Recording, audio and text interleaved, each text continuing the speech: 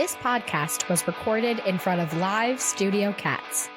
Hello and welcome to Against the Algorithm. My name is Malik. I hope you're having a fantastic day. And as you can clearly tell from how the audio quality sounds, no, I did not fix that audio issue I talked about in last week's episode, but we're still going to make it work. The audio in the podcast recording or the interview itself is still fine. So this will be real short, real quick. If you're new to the podcast, what I do is I talk to cool, awesome creatives about their work they do and their creative journey. And this week is a special treat. It's a little full circle. When I first started the podcast, it was just about music. We know this. One of the first bands I interviewed was an awesome band from out of LA called QBomb. They're hyperpunky. Their demo EP just dropped. And it was just a cool conversation, just getting to talk to an awesome band. And if you kind of know the lore that has led to so many opportunities and so many friendships, part of that conversation has been part of the reason I ended up working on Creative Block, Jellybox Studios.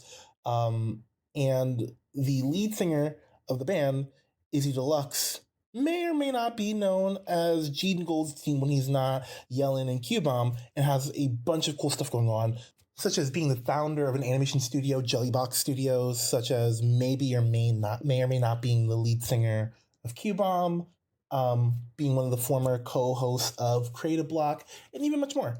So hot off the tour and coming back from that, we talked a little bit about the tour, we talked a little bit about the animation studio, we talked about a lot of stuff, and we also, on top of all of it, just caught up, because it's always so much fun to just get a little bit of a blast from the past and do a full circle moment. The show started with QBomb in Overway, so it's kind of cool to kind of come back to that and revisit it. So it's a really cool conversation.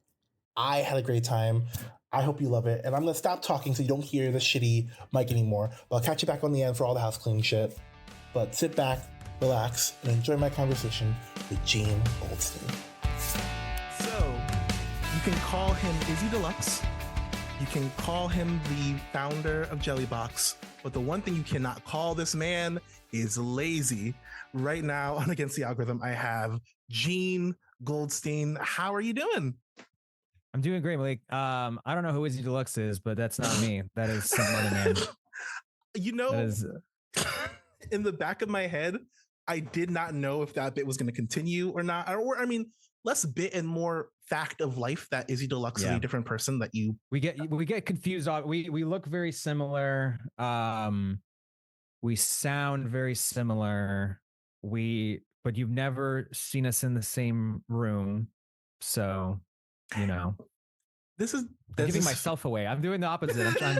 I'm going the wrong direction, right? It's not even right. I've definitely been in the same room as him. You're leaning in a little bit. You're doing the Steve Hardwell, Guy Fieri thing of just like, yeah. At this point, what you need to do is hire a paid actor. Oh shit. To be either Izzy or Gene, just one of them, and then boom. Yeah, I should. Yeah, I've well, so yes, that is my music persona. And I've always kind of struggled with finding where the line is. But I think that it's the kayfabe, right? It's like that's usually what I say. It's the wrestling persona. But for my music stuff. So yeah, it is a chance for me to separate myself and my career and like who I am from the music side of things. So yes, I will break kayfabe just for you. I appreciate it. Because this next part would be very, very awkward for me to explain if you did it. But for people who don't know, going all the way back to the beginning of the podcast, that was actually the first time we met. It was like around like episode 3 or 5. I interviewed like QBomb for the first time. That's how we met.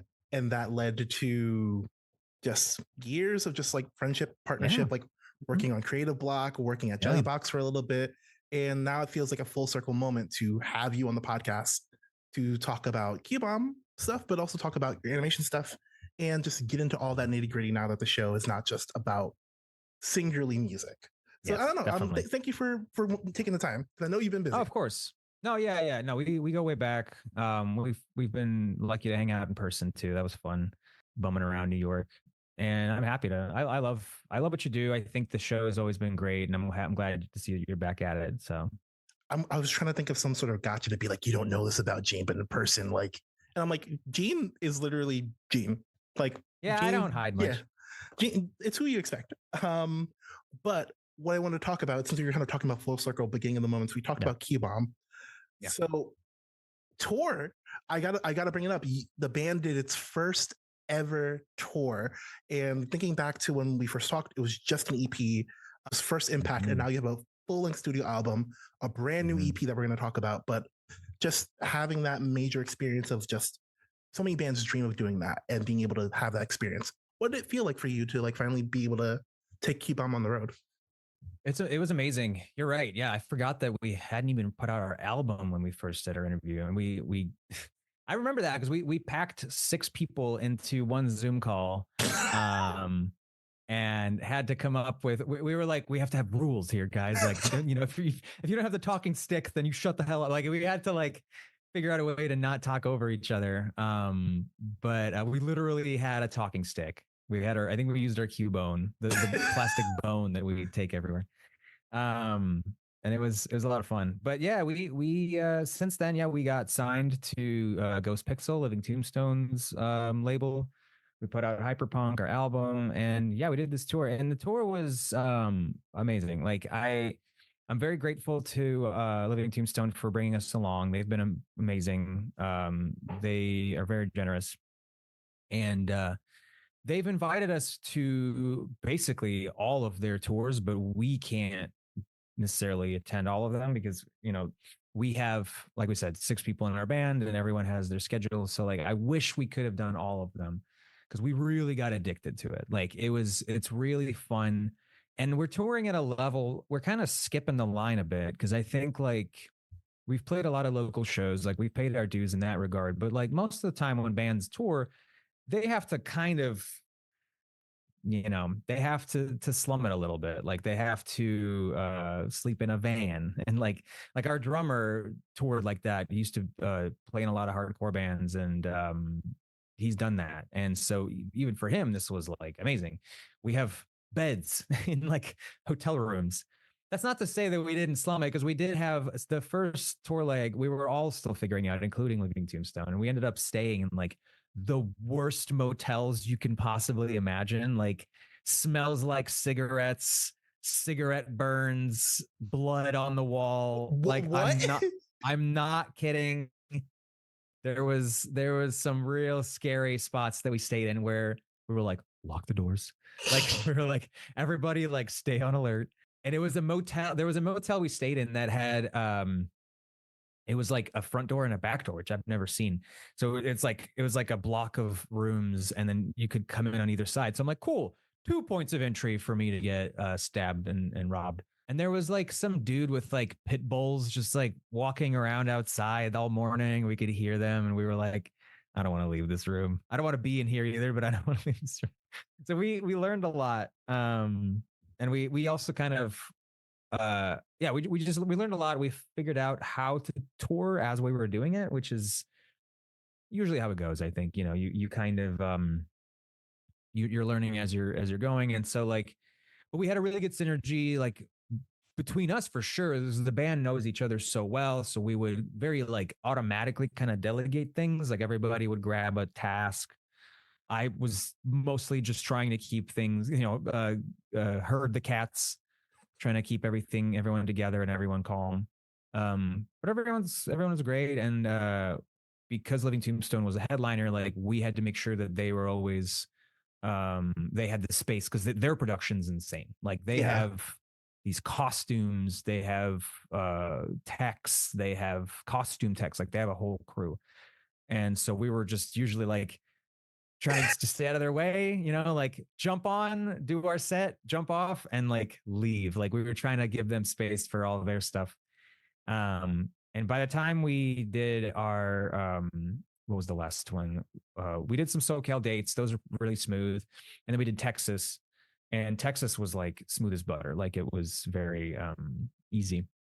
One of our shows got canceled. Our last show got canceled, the one in Dallas, because we had COVID breakout in Living Tombstone's camp, and so it was like, man, nothing you can do. But it was really fun, and yeah. So it we got the bug, man. Like we want to do it again. But for anybody listening, like that's in a band, touring's expensive as hell, and I think it's gotten harder over the years because, well, everything's more expensive, but it's like it's really hard to make a profit. And like, we did all right on merch, but we were also playing to Living Tombstone's crowd. So if we were having to headline, that's a whole other challenge, and that's one that we're going to try to solve in the next year. Is like, how can we do this? And the answer is really just like, I don't think we're there yet. I think we have some plans to try to grow our fan base more so than anything, because on paper it's just like it does not make sense to tour as a headlining act. So we'll see. It was a very unique, maybe once in a lifetime experience. I think we'll probably do more tours with Living Tombstone, but I don't take it for granted. Like most people don't get to tour like that. Like it's very generous what they're doing, taking us along on this very like professional tour, Absolutely. And I love that you were like, tour is great. Also, we had to keep one eye open every single day on the East Coast. And keep a knife fun. Also, it's the most quintessential East Coast thing ever, that the East Coast is like the one that you got to be afraid of. It's like New York or New Jersey. It wasn't Jersey. It wasn't Jersey. It was. It wasn't Jersey? It wasn't Jersey. It was Jersey and DC. So like you kind of expect it. Fair. Yeah, it was, and it wasn't even. The thing is like there's probably amazing parts of town, but we were just staying like the seediest motels. Every city has them. Yeah. So yeah.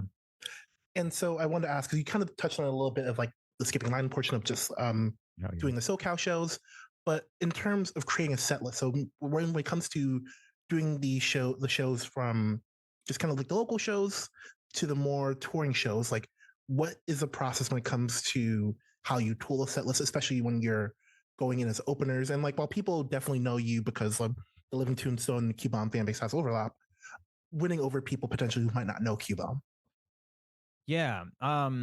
Yeah, we built the set list for this specifically around like people have not heard us yet. And some people might have, so we have to kind of balance that out. And like for those who know Hyperpunk and have heard it, if you haven't, check it out. It's streaming on all streaming services. But I always kind of like had the live show in the back of my mind when I was writing the songs, just because I think that it's more fun for me to write in a visual sort of way, in an audience facing kind of way. And so like, we have an intro track called Buzzkiller that I really like starting the set with. At some point we'll phase it out, but considering this was a, audience that has never seen it, we don't really do that anymore in LA. We don't start with that song anymore.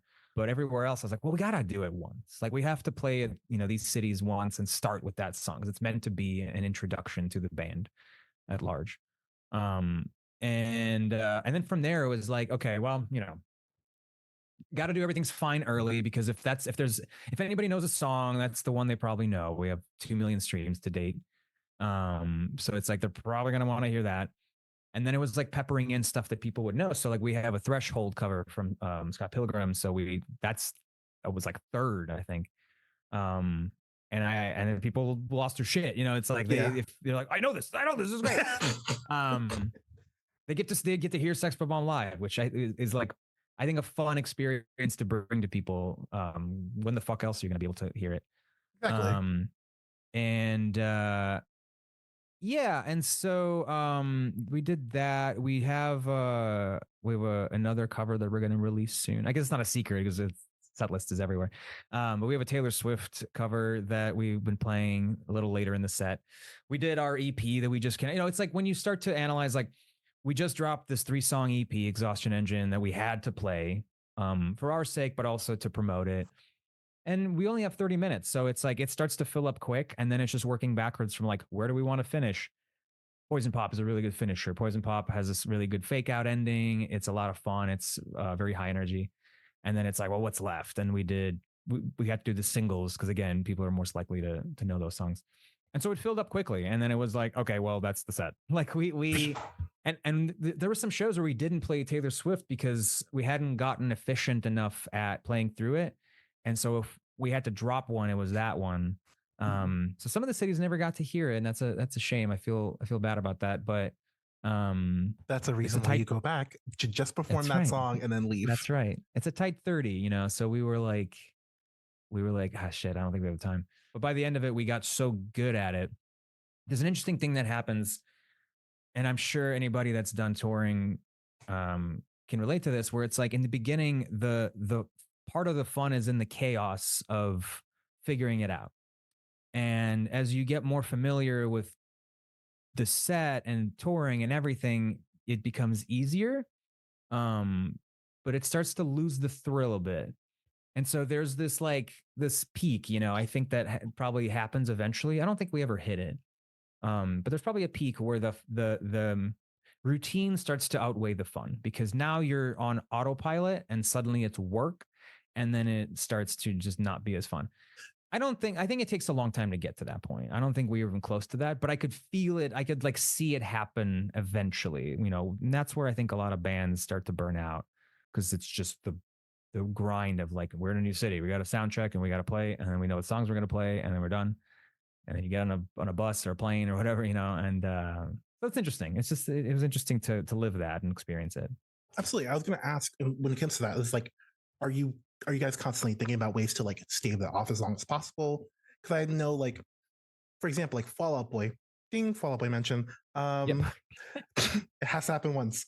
Yes. But they've been doing like adding new songs in the set list and rotating like a Magic 8 Ball song. And so like having new things to mix it up, so it's not just the same set list, and adding new routine, it's like really like rejuvenated like the band and like the fans in a way, and that's like one way to kind of mention it. And so like you said, the band QBomb's nowhere near that yet, but is it something where like in the back of your head, like eventually do you feel like rotating set lists or like finding new ways to keep the show fresh so that the group feels like, okay, like we're not going to get in that point where it's just like, okay, let's do the trick and then go to the next city. Yeah. I definitely, I mean, a lot of the bands that I see live, like, you know, you'll look up on like Setlist FM or whatever it is, and they'll change it up because, yeah, you have to. I never heard it referred to as Magic 8 Ball, but I like that. Because I saw Muse once, and I've seen them a couple times, but when I saw them the first time, they had these monitors like in sort of a half circle shape around them on stage, and they had a moment where it was like, what song are we going to play next? And it was like a roulette ball, and it's like and it was like Newborn and something else. I was like, Newborn. I was like, please, I need this shit. And it landed on Newborn, and I was like, yeah. And it's like, it's fun for the audience because you feel like you won. You know, it's like a literal like and I don't know if that's staged. It's probably staged. You know, they're probably playing Newborn every show. Well, the way you explained how music is, it's more or less the same thing where like Pete goes up and is like, hey, should we call it a fucking night? And then he's like, and then they both be like, ask again. He's like, and be like, maybe we should play one really old one. And they'd be like, all signs point towards yes. And then boom, they go into the, so kind of like the same tone. So like as you were explaining, I'm like, yeah, like if more bands do these surprise moments, they just feel so genuine, so cool. And it's just like, it, like you said, like everyone feels like they're winning just from like getting something so unique. It is spectacle, you know. I think that like I've seen a lot of shows, I'm sure you have too, and it's like it's a shame how many bands don't realize that it's theater at the end of the day, and it's like they just go up and play and jam. And like different bands will have different priorities. Like I've never seen King Gizzard, but I bet that people that go to see King Gizzard are happy just to see King Gizzard play. They're not like that concerned because they are very, you know, jammy. But I love theatricality, and I love spectacle. And so like, yeah, shit like that is great. Cause it's like, at the end of the day, it's like, you know, you have, it's, and maybe you can segue into other shit that I do, but it's like, I am a visual person, and I'm a storyteller and all these things outside of music. So it's like, I like to think of how the audience is perceiving it. I like to have a narrative, and even a show, however short it is, if it's 30 minutes, is a narrative. If we were headlining and we were doing our own tour, yeah, I think we would have to mix it up. I think we would have to have a little bit of variation for our own sake, but also for the audience's sake. And so, yeah, it would be great to, the way you're describing it, where Pete does that is awesome, where it's like, I think we're good, right? I think we're good. You know, it's like, actually, no, let's do this. And then it's a song that no one ever hears. because we have a discography now, and like that's crazy to me. Like I don't know. Like when we're rehearsing, it's hard to pick a song to even rehearse sometimes if we're not planning for a specific show. Because like there's stuff that I love playing. Like Million AD is like the 6-minute fucking epic that we wrote. This Rhapsody, and it's really fun to play. But it's 6 minutes, and we had there's so many like really positive experiences on tour, where I want to say this was in San Diego, but I could be wrong. We had a guy who's probably about my age, who's a parent. That's what's funny is that, and he brought his kid, I think. But either way, there was a guy about my age with a kid, and it was like, he's like, tell him what song he wanted to hear, and he was like, I thought you would play 10 million AD. And I was like, Million AD, first of all, get it right. But no, I was like, you're like, if you're gonna talk about my music, make sure it's correct, or don't talk to me at all. If you're gonna request it, get it fucking right, kid. All right. That's Izzy talking. That's Izzy. No, I was nice, but I was like, well, we would love to, but it's 6 minutes long, buddy. Like, I was like, we have 30 minutes, and he was like, okay, yeah, you guys were great. And it was so great. Like when there was kids coming up, like it was we heard a lot of, this is our first show. Like this, we've never been to a show before, which is like fucking insane. Yeah. But their crowd is young. Like Living Tombstone's audience is young. A lot of them are like younger than 20, if not younger, like straight up kids with like their big sound canceling headphones. Yeah. That's actually a relief when you see the sound canceling headphone. To be able to introduce that experience, seeing a live band to people is like nuts. Like I don't even remember what my first show was. Do you remember what your first show was? Oh yeah. It was Panic at the Disco on brand in Central Park, and it was like right after a hurricane hit. Ooh, and I remember like mid-hurricane being like, I don't care how bad it is. Like I'm going to see Panic at the Disco fucking tomorrow. I don't give a shit. Like in the back of my head. And so that was like my biggest. How old that were was you? My first one.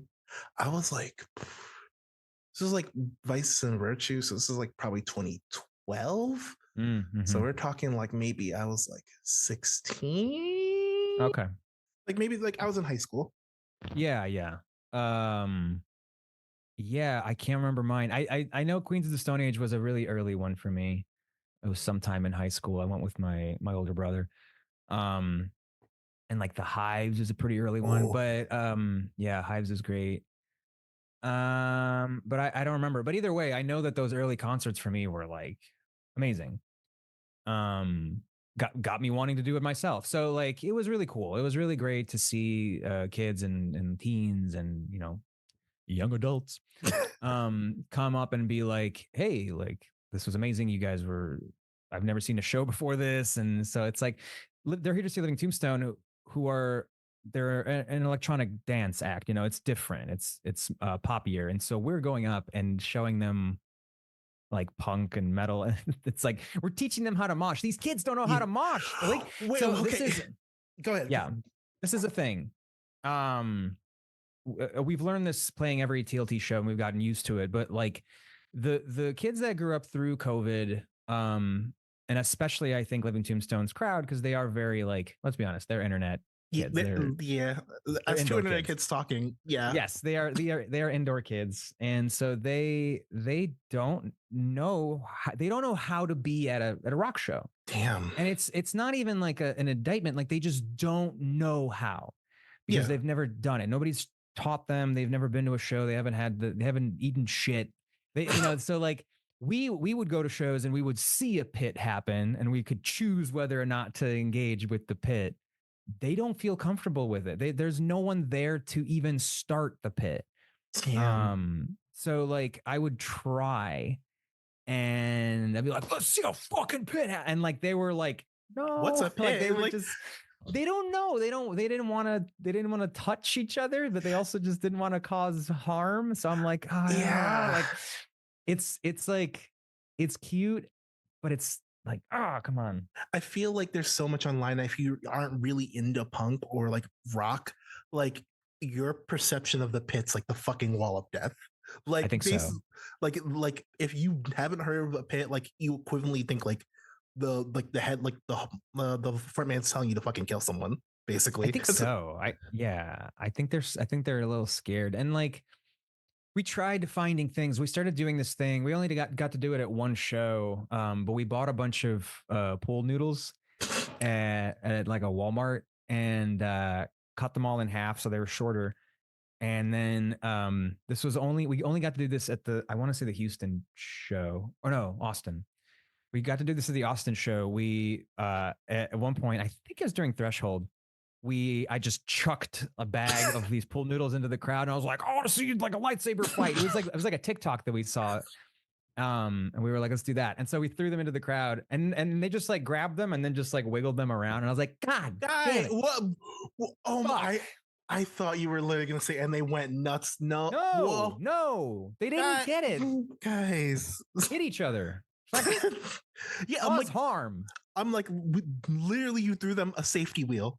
I threw them safety wheels. I threw them. It was literally a pool noodle, and they were still like, no, you'll just wiggle them. And I'm like, God. But so it's like it's a weird thing, right? Because it's like I think they just don't have the urge to express themselves in that way that millennials and I think that there's plenty of Gen like Zoomers and maybe even Gen Alpha kids that are still going to want to mosh and whatever, but it's a different kind of person that's going to do that. And I think it's just the crowd that we're playing to, because I feel like people going to I don't know, fucking, this is probably a bad example because there was a trampling, but like a Travis Scott concert, like even if they're 20, they're still gonna throw down, but as tragically we've seen, but yeah, I think it just depends on who you are and kind of like what scene you're a part of. So that might just be the crowd that we're playing to, but it is interesting. And it's something that I didn't expect until we were playing a few shows with TLT. And I was like, all right, everybody, I want to see fucking war, and like, nobody is like, nah, we'll just keep bobbing our heads.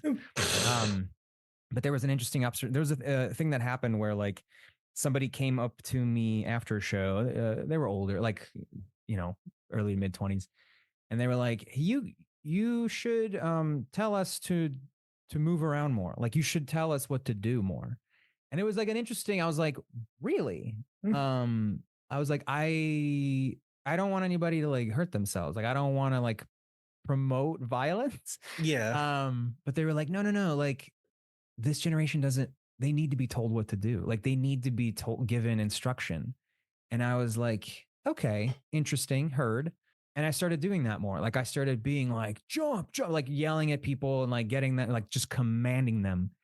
And it worked. And the more confident I was doing that, and the more I locked in, they listened. And so by the end of it, like it's a good fucking feeling, man. Like you're commanding, hundreds, if not almost thousands of people, and they respond. And so I learned that it's like, they have to be told. And even TLT like encountered that. And they talked to me about that. And they're like, how do you get them so fired up? I'm like, you got to tell them. Cause I had learned that by that point. I was like, you got to tell them what to do. And so we're all learning. We were all learning how to engage the audience as well. So it's interesting. Absolutely. And like, I totally get what you mean. And like, I think it's gonna be the last point about music before we shift over to other things. But I think with us, like we knew when like us going to shows, we know inherently just like, oh, like this is like a release. This is like a moment to have fun, move around. But like you said, if there are people who haven't really gone to shows during COVID, like they don't know that it hasn't been imbued in them to be like, hey, this is a safe space. Like if someone falls, you pick them up. Like as long as you're not hurting anybody, and as long as like you keep the energy positive. That's my ringtone. Is that your okay? And as long summoned by Zordon. As long as the energy is positive, as long as it's a good space, safe space, like go fucking nuts. Like that, like the fucking Mystery Skull show when he was doing a anniversary show. I went and I literally like I went with one of my best friends from like over 10 years, and he literally was like, I have not seen you dance that much in your entire life. And I'm like, yeah, no, because I know when I'm here, this is the hour where you get to see that. Any other time, not here. gonna go fucking nuts. It is, yeah. It's I think that it's like it's a chance for people to be outside themselves, right? Like that's always been the appeal of a live show to me is even though you're not the one on stage, you're putting yourself up on stage with them. Like I think that's always been the fun. But that's why everyone sings along and it's like, you know, it's a sense of community and connection with everybody, but it's like your voices are one and all this stuff. So it's like you get to yeah, like you said, like you know, let loose and like you're kind of but people have different definitions of what that means. And so if they're if this is the kind of crowd that's already kind of introverted and closed off and like they're mostly exist in their own heads and they're online and in these sort of online spaces, like they might be losing their shit Yeah. internally. And they were. I learned to read the crowd differently. You know, I think I also had to read them differently. And because then we would do these meet and greets and people would come up and like sweaty, like, you guys are fucking amazing. Like, that opened up my third eye. Like, they would be like, so like, and I'm like, I didn't see you guys moving much. But they were within the limits of their own comfort. So it's like, it's just different. At a hardcore show, you know, these are people who are going to be so much, it takes them so much more to let loose because they're just probably naturally like just more, you know, maybe not aggro, but like they're just more intense people. And so like, yeah, it's just different. Yeah, really, really great experience. We're definitely going to do more, just to be determined as to what that looks like. But we really loved touring. Sure. So enough about music. Like this is not a music podcast anymore. Fuck music. Fuck Izzy Deluxe. Fuck QBomb. Fuck Exhaustion Engine, which is now streaming on all platforms. You're like, wait. I was like, hold on, don't fuck that. You're like, no, kidding. Please stream all that. No, don't fuck them. This is why it's so bad when I don't do a podcast for so long because then all this happens. Like transition's horrible, but what's not horrible is Jellybox Studios, which is now around the time we're talking about this, a little over a year in existing in the world. I mean, so I feel like first question off the top of the head is just like, how does it feel like a year into creating this animation studio for people who don't know what it is? It's a lot of work. It's been doing remarkably well for where I thought it would be. And a lot of that is due to the shorts that we've been doing to raise awareness about the Animation Guild. A big part of our growth is those shorts. But I think you know, I started this thing, like I've had the name for a long time, and it came from a gallery that I was in. Like it was it was a gallery in Japan for like Famicom cartridges. So it was like fake game cartridges. And so I did a little fake Famicom game, and they needed a studio name. So I was like, Jellybox. Like I just like kind of whipped it up, and I was like, wait, that sounds good. And this is in like 2018 or something, 2019, and it stuck with me. And so I started doing these shorts, no XP. You know, it was just a way for me to take control of my destiny a little bit. Like I had done development, I had done the studio grind, trying to get a show picked up, and things were really looking bad. Like and they still are bad. But you know, Planet Panic was in development for 2 years. It was this short that I did, and it got passed on. And so I was really bummed out, and in a way of coping, I started Creative Block. You know, that was the first step to grieving. And then you joined, and it was a great time while I was on it. And then part of the reason why I moved on from that is like I wanted to get back into animating and making stuff again, and listening to other people talk about it was just making me jealous. And so I was like, I need to walk away from this, and like I'm gonna start doing my own thing. And so No XP was the beginning of that, and I was like trying to work backwards from like what is achievable with my limited time and energy. which made it easier to bring people on, because it was scoped down and it was, uh not cheaper, but cheaper. Like it Yeah. was affordable. I could bring people on and manage to still put these out every week.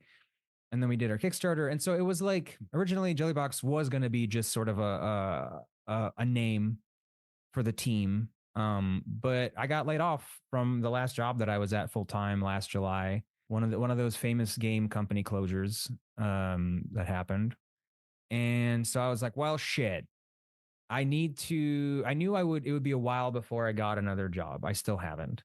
Not full time at least.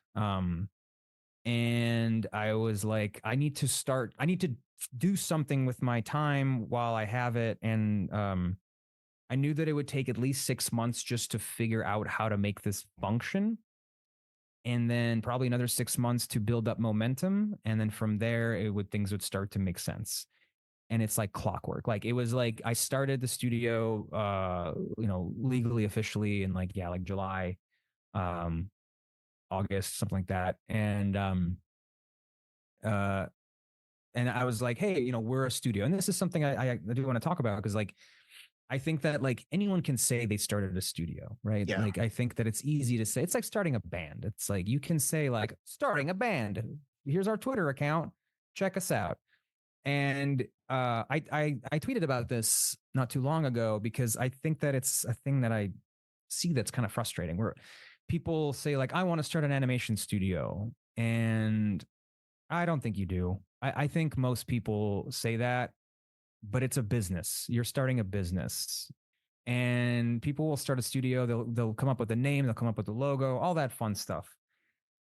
And just like starting a band, it's like then you have to play songs. You have to learn how to play instruments. You have to learn how to play in front of people. You have to book shows. You have to do all these things, and then you have to make money. And then you have to pay people. And with a studio, even more so than with a band, like you have to figure out how to do finances, taxes, project manage, people manage. And especially younger people that are in their like early 20s, that seems like this alluring thing. Like you have a studio and you can make whatever you want. Aggressively not true. Because things cost money. And I almost want to do like a whole video essay about this because I at some point, because I think that it's a critical part of the conversation that a lot of people in the animation industry, like in the fandoms, like aggressively misunderstand. Having a studio doesn't give you a big sack of money to make things. It's just a name. It's just a name. And then maybe you have some friends who are helping you out. Maybe everyone's willing to work for free for a while just to build the thing up.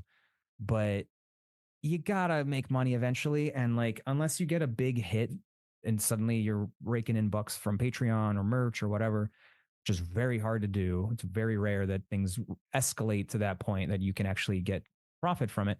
Most of the time you're scraping together. And so Jellybox was always meant to be like a for hire client, facing sort of studio, but we use the profits to try to fund our own projects.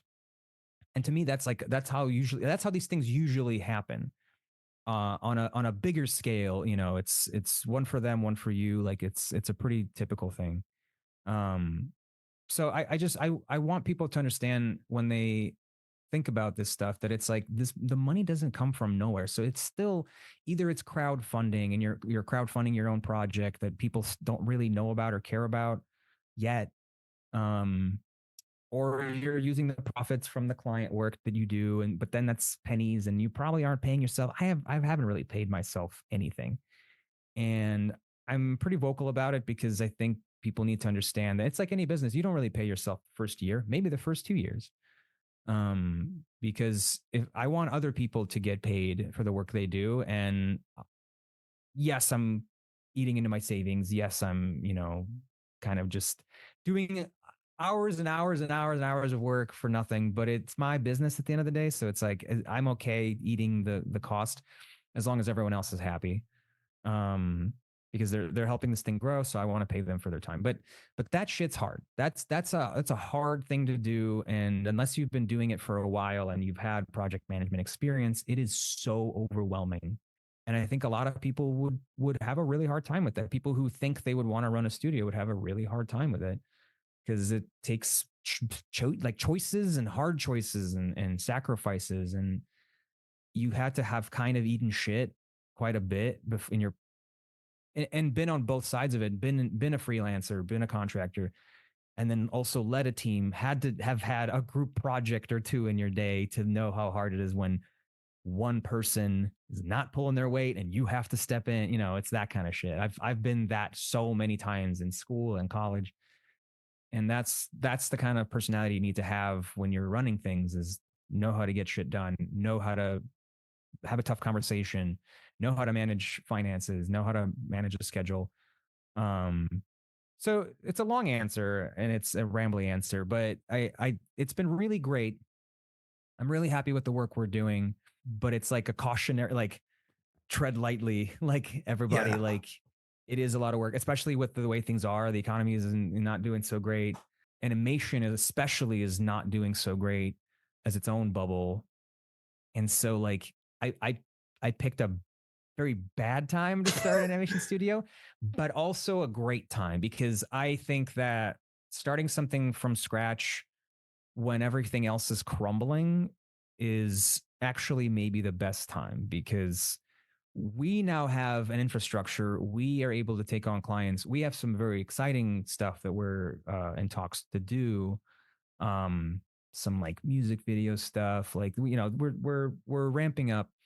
Now that we have done that work, the first 6 months came and went. We kind of just established ourselves, and then the last 6 months was the Animation Workers Ignited shorts, and some other client work that we've done, and No XP has been going strong.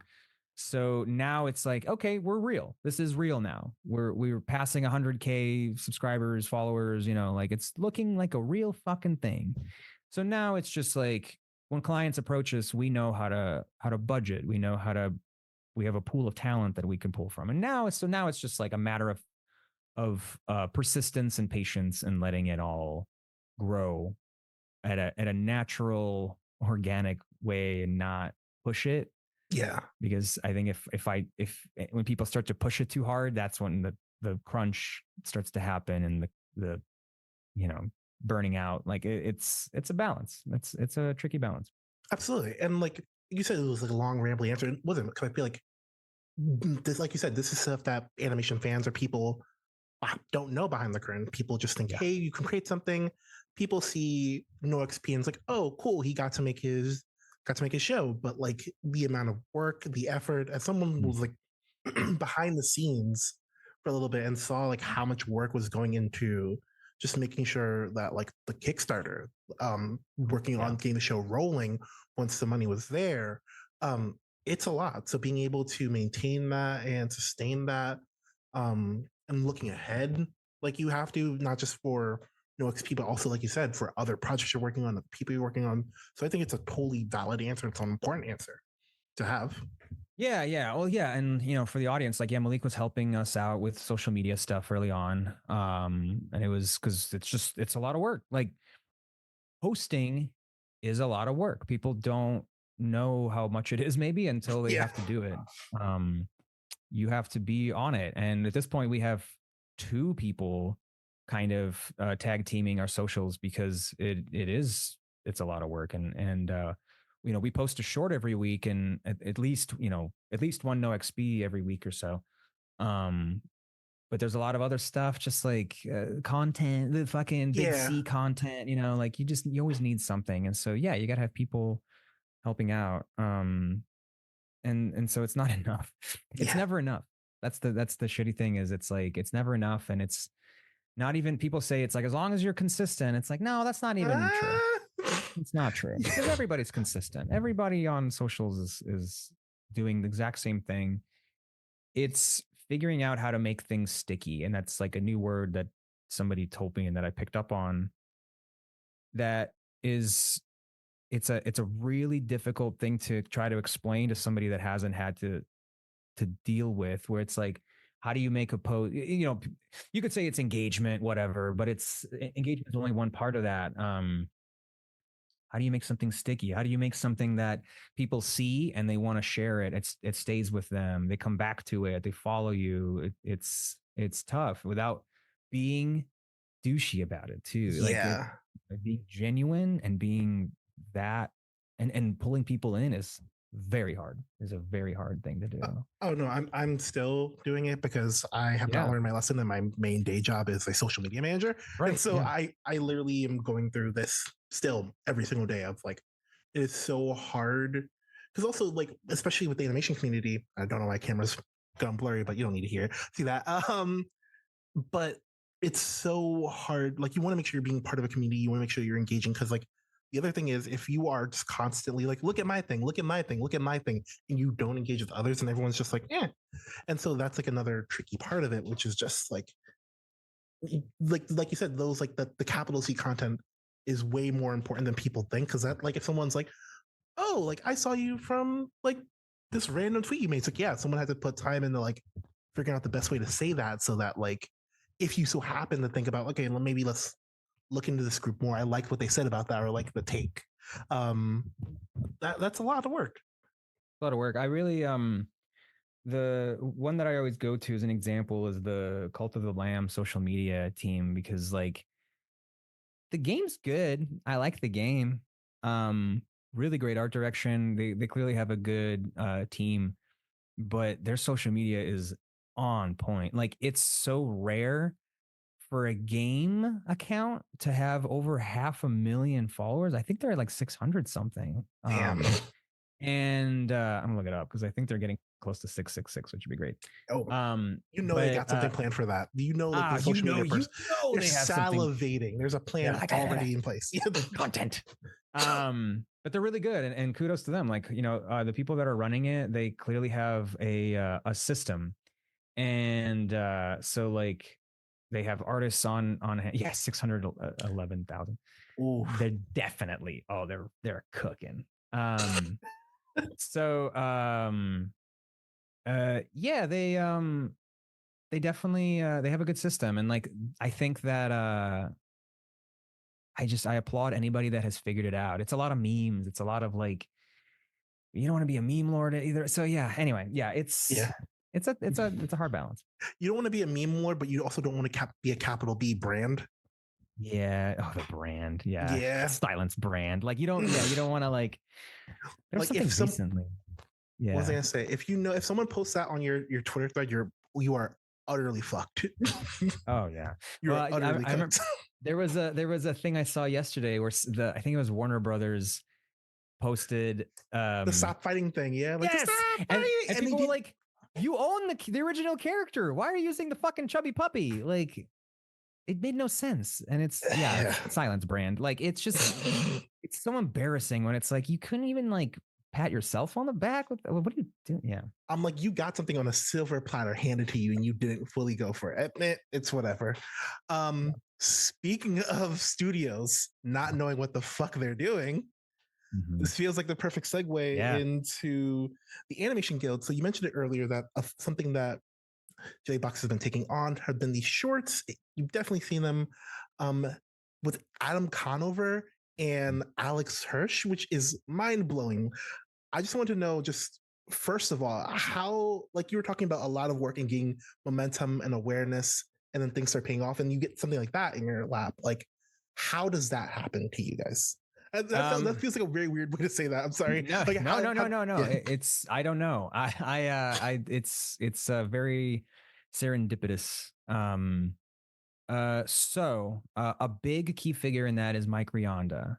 He is a very successful guy who doesn't have the big name that Alex Hirsch or Adam Conover have, but he is instrumental in this. He was a director of Mitchell's versus the Machines. He was a big figure in Gravity Falls, very much like him and Alex ran that show. And he's a great guy. So I did a piece for him in 2020. He's a very passionate guy. He's very, sociopolitically minded. Like, he really wants to make things better for the world in his way, like with whatever he has available to him. And so in 2020, he had me do a short little like get out the vote sort of thing. It was very anti-Trump, and I was happy to do it. And it was like a minute of animation in 2 weeks, which is like crazy. Oof. But he gave me a nice budget, and so I put together a small team and we cranked it out. I was working full time then too. It was not, but I think that I showed him like I can deliver. And so last December, and this is when the studio is only like 4 months or 5 months old. He reaches out. He's like, "Hey, man, like I want to make some shorts to raise awareness of the negotiations because we need more attention from the public, more than anything." And he's he wanted to take action in that way, and so we went back and forth a little bit, just trying to figure out what it was. And because he's so busy, like he couldn't be as hands on as I think he was hoping to be with these, and and he is very busy. And so I was like, you know what, hey man, like let me handle the producer side of this because I've been really enjoying that kind of work, um, which is just putting things together. It's Yeah. just making things happen. And so between him and Alex Hirsch, I reached out to Alex as well. I knew that he was also passionate about the cause, and they pooled their money together. They gave us a budget for these shorts. So we're not affiliated with the guild. It's just this smaller group called Animation Workers Ignited that really care about the issues. We want to have a strong message that we can show people. And so it was just the two of them. And then, and Alex was happy to lend his voice as well. Very early on, we were talking about like, again, the stickiness. We were talking about like, how do we get people to pay attention to these? And somebody in the Animation Workers Ignited group, they said, well, I think I have access to Adam Conover. Like, I think that I've met with him. He's a big proponent of unions and guild, because he was so vocal during the SAG and the WGA strikes. We were like, I think that Adam would be down to volunteer his voice for this, and it was like instant. Like as soon as he got the email, he was like, "Yep, absolutely." So we were off to the races, and like I budgeted out, 8 shorts, which we are doing 8, so we have a few more from whenever this is being recorded, and yeah, we got lines from Adam, and the response was like astronomical. Like I didn't think it would get close to where it is. Like the first short dropped and I think we got to like 1 million views and we were all like, yeah, like fuck yeah. Then we get to the third one and it cracked like 11 million on Twitter. I think it was like 8 million on Instagram. We were like Trending hashtags. Yeah. Oh yeah, multiple times. And so it's crazy. Like, and it's a good feeling, because I think it's like achieving what we set out to do, but like times 12, like Yeah. we were like, oh my God, like, and it put us on the map too, which is great. And now people know about us and, in the same space as like studios and, industry work. So it's really cool. But yeah, it's thanks to Mike, it's thanks to Alex, it's thanks to Adam for being a part of it. We have some really cool stuff planned for the tail end of these releases, just to keep the heat on, and I've been learning a lot about the promotion aspect of it, the stickiness, like seeing what people respond to and seeing how things get viral. Yeah. And recognizability is a big part of it. I think we knew this going in. We knew our task was to reach as many people as possible. So it was like pretty early on. We were like, we got to have a buckload of cameos. Yeah. We got to have voice actors that people recognize. We have to do X, Y, Z. I think a big part of it is Adam and Alex both either retweeted or were collaborators on Instagram, which like they have a lot of followers. So of course it spread, but that was part of the plan. Like it was have them use their followings to everyone's advantage. But it all worked. It all worked, and people have been very complimentary, and it's been getting a lot more eyes on the negotiations, and it helps. Like it helps because there's already so much unemployment and so few jobs that are available that at the very least we can point to the amount of people that are on our side, and that gives leverage in these negotiations. So absolutely. And you were starting to talk about it a little bit just now, and also very warrantedly, the shorts are out there, so please also watch them as well. So a way to educate yourself, but just kind of speaking to it a little bit, like why are these? I mean, I know, but just for people who might not be in animation or might not have their ear to the ground as much, why are these negotiations so important and so vital? well, I mean, I think there's not a lot of people that would argue that the animation industry is like in maybe the worst place that it's ever been. Yeah. There has been a really big crunch on jobs, like a combination of constant fucking mergers. Studios end up being shut down, absorbed. And every time this happens, a lot of stuff gets canceled, a lot of jobs get cut. Um, we really struck a chord with people about the CN, the Cartoon Network Studios being dead, like being closed. And that was heartbreaking. I'm sorry for cutting you it's off. a combination. Yeah, it sucks. And like, it's a combination of people genuinely didn't know and they're in denial, because people were getting upset at us for, I mean, it's the internet, so it's going to happen, but people are getting upset with us for saying like, it's not dead, it's actually still. It's like, please don't argue with the workers that are like not even in the building anymore. Like, the building shut down, the building is gone. Starting with that, we're going to start with that. You're already wrong. That does not exist. The studio doesn't exist as an entity. It is a floor in the WB building, which, if you know anything about corporate mergers, and we've seen it happen time and again, eventually it will get distilled down to nothing. And it's happening in front of our eyes.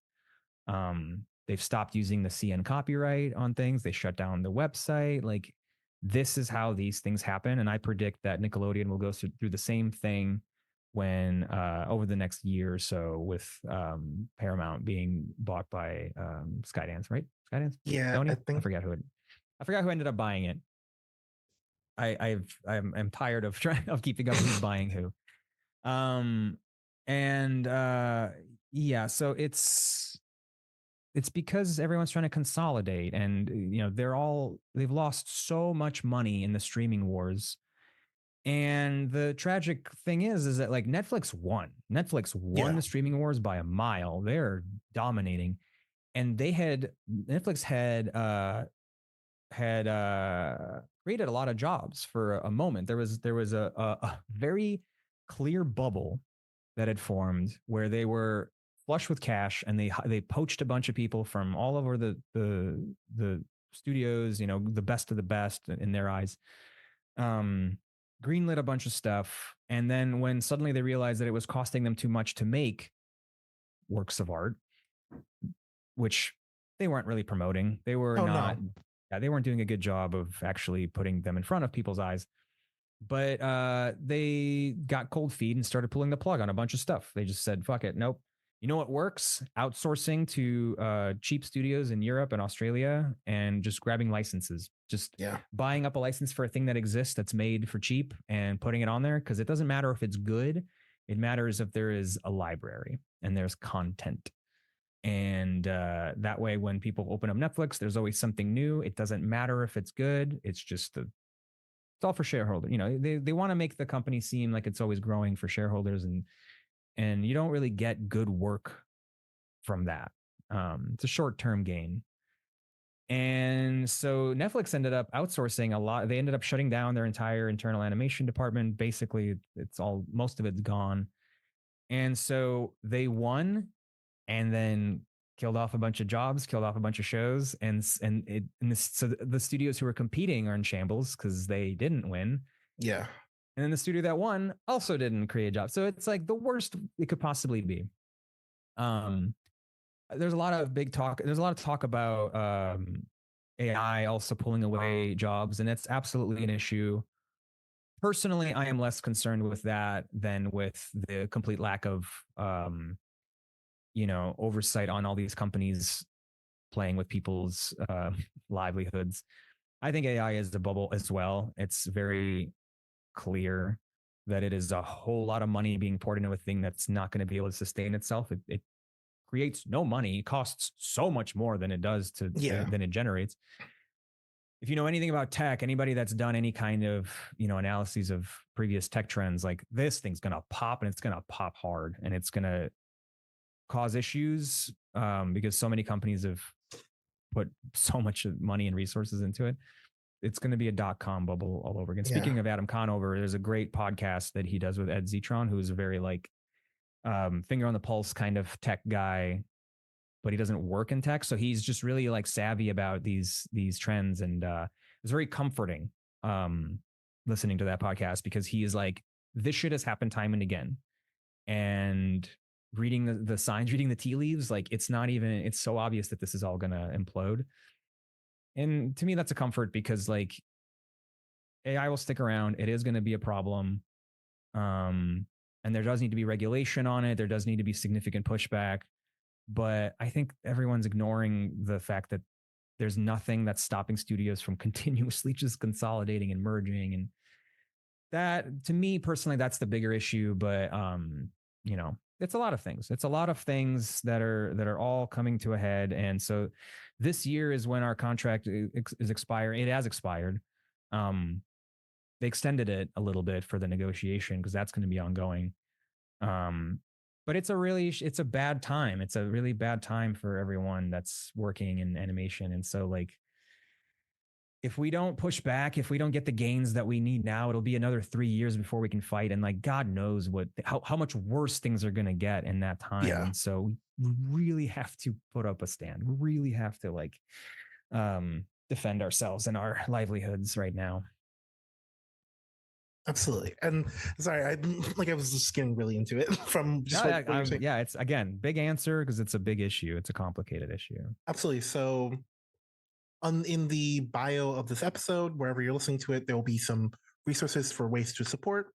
I'll get those from you. But just so there's ways to make sure that we're supporting people. If you love animation, if you love any show that you've seen that has moved you, it is in your best interest, not just as a consumer of the content of the work you enjoy, but also just being a decent fucking person and making sure that the people that make the thing you love get to eat, bare minimum. So check down below, check the Jellybox shorts out. We're not ending yet, but that sounded very much like an end, but I have a few more questions because that is a very stressful situation. And so we have the fast round. So we can end this on a little bit of a lighter note. You don't need to answer them fast.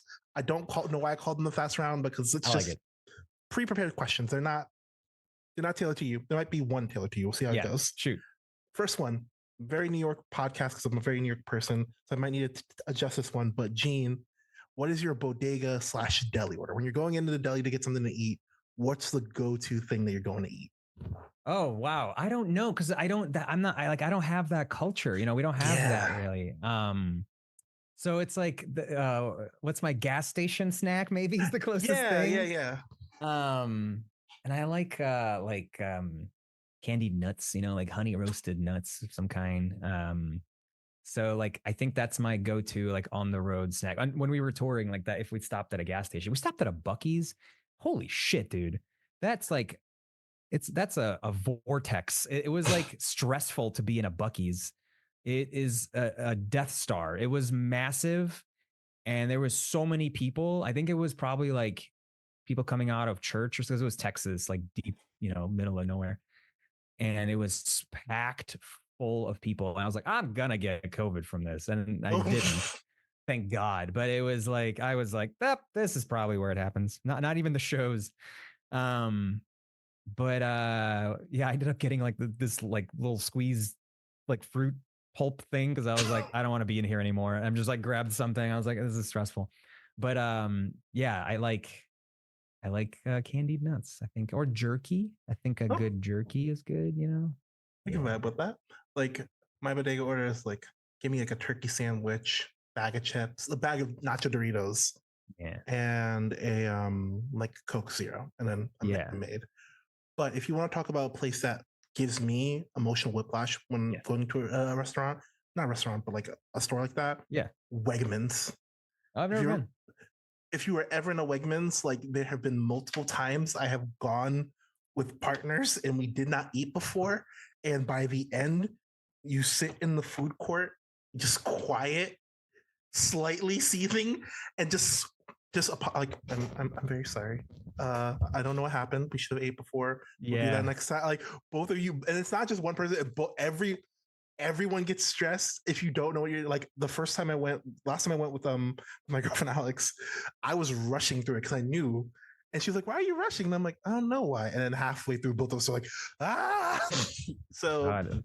Is it like a bunch of different food places, or what is it? it's like a food spot, but it's also like a pharmacy in like one big point. Oh. Like it's like if you ever look at a Wegmans or see one, it's massive because there's like a whole big food section. There's a whole big just kind of like produce section, and then there's a whole giant pharmacy, and that's the equivalent of like their subs are amazing. Like their food's really good. The food court, the options they got are nuts. But yeah, if you are ever in upstate New York or in New York City now too, I think Connecticut has some spots. Wegmans, go there. It's amazing, but it's also nuts. Yeah, I'm looking it up. Yeah, this is crazy. So next question, and I feel like you'll lean a little bit more towards, not lean towards it, but you'll vibe with it, which is backs against the wall. Yes. What animal do you think you could fight? Okay. Probably a lot of them, but where do I draw the line? Who it's more like, where do I get fucked up, right? It's like what animal. I don't like, even what's think it's the most that impressive animal that you can fight? And I think like what's the most impressive one you can do? And like after that, you're cooked. I feel like a cat could fuck me up if it really wanted to, you know. Like 100%. They got claws. Like I don't want to fuck with claws. I think I could fight like a beaver. That's the first time. I think a beaver seems soft. I don't think they, you know. I think I could. I wouldn't want to. I love beavers, but yeah, squishy. A sloth is slow, you know. Yeah. I think I could punch a sloth. I think I could take on a sloth. You can punch a sloth and run. I could punch a sloth and run. Yeah, I think, but it's like anything that has claws or teeth. Like I don't know, man. They're gonna get those teeth in me, like a wolf or something. I don't want to fuck with that. I'm getting out of there. And for that, I'm out. Yeah, no, I'm good. I don't. So I don't know. Something small. I don't think I can last in a cage with anything above a beaver. So the last question I have is for the season of the podcast. Yes. I wanted to do something cool and a little bit different where we make a little mixtape. So every single guest who comes on adds a song to that mixtape. So at the end of the season, we have like this wide selection of songs from everyone who's been on. And so I'm asking you, what song would you want to add to the mixtape? Ooh, boy. Let me open up my Spotify and see what I've been listening to. And I can tell you what a few of the other guests have put on, if that will help you. I want to hear. So I had V on. V had Windshield Smasher by Black Moth Super Rainbow. Yeah, they do like Black Moth Super Rainbow. We got Alex Brightman said Circadian Rhythm by Sophia James. That's cool. Still Alex Brightman. Okay. Yeah. But yeah. Okay, that felt like me a long way for me to be like, Alex Brightman was on the pod. Yeah. That whole situation was fucking nuts. And he's such a nice guy. Yeah. But he recommended Circadian Rhythm, which is a jam. I have Musician by Porter Robinson, because of course I do. And then Alex is helping with stuff. So she put Mama's Eyes by Met on. So that's kind of the vibe. Those are the songs we've got going on. I am gonna put Tokyo Calling by Adarashi Gakko. Oh, it's been a banger. If not that, the close second is a song from that same album called Essa Hoisa, which is sick as fuck. But that's the more, Tokyo Calling has a video and shit. Like it's a single. I'm seeing them in September and I'm very excited. It's really dope. They are so nuts. I love them. Like first time I started Tokyo Calling. Yeah. I don't even know how. I don't remember how I found out about them, but like I know my life is different now. just because because I know they exist and like the music makes fucking dope. I kept like floating around them. Like I knew of their existence. I think I like didn't quite get it at first. And then we started passing it around in our QBomb chat. Like there was like a dance choreo video that they did that we were all like, oh man, this is sick. And then I went down a rabbit hole and I listened to like all of their shit. And I think, which show was it? There was one show that we had a pretty nice green room with like a big screen in it. And I just put on their Coachella set beforehand. And so we were just in there like doing like the dance moves with them, like getting pumped up. Oh my God. And so I don't remember what city it was though. I think it was Santa Ana. And so when we were like, we got to do more choreographed dance moves, man. And so like, I feel like that show in particular, like you can tell that we were like really into Outer Chicago because we were all just like doing like these like moves. I don't know. It was funny. But yeah, they're great. And like they have a similar energy to QBomb, which I really like, where it's like, you can't really pin a genre on them. It's like pop, but it's not like they're kind of, you know, there's like pop, there's like rap elements in there. There's like, there's like some rock in there. Like it, and yeah, there's some rock. Yeah. And like but it's still very like culturally Japanese, which is cool. Like they have a very strong, like you can see the roots of Japanese music in there and like enka and, but the personas and like everything I think through them and touring in general, we like realized kind of where we need to head. They were actually, the reason why I bring them up is because I think they were a pretty like big moment for us where we were like, we need to do this more. Like we need to, and hopefully in the months to come, it'll become apparent what we're trying to kind of do with QBomb. But like, we realized that like we want to be more like this. Like we want to have the personalities on display because they do it so well. So yeah, Arashigako. And with that, we have laughed, we've cried, we did it. We've reached the mountaintop. And Gene, thank you so much for taking the time. You're so welcome to come on. It's always been a fucking pleasure to like just talk. Like we talk and like message back and forth not as often as we used to, but still like it's so awesome to just catch up and like have like these long talks about just like music, art. And so thank you so much for coming on. Oh, thank you for having me. Yeah, I was telling Malik, I was like, I didn't see you at the New York show, man. Where were you? And you were like, I like, you know, tickets sold out really fast. That show sold out crazy fast, the New York one. And I was like, bro, we're family. Like you could have asked, we would have let you in. I know, but like the thing is like I feel bad because like even with people I know I could like walk up and be like, and I'd be like, Malik, I'm still like, I don't want to bother them. Come on. Like next time you will be on the list for sure. Gotcha. So. I will. So the second the dates come out, I'm gonna be like, yeah. I want to go back to New York too. Like that was one of my favorite. That was like top 3 shows. And that was my conversation with Gene. Gene, thank you so much for being on the show again. It was so awesome to catch up. It's always a fun time to just shoot the shit.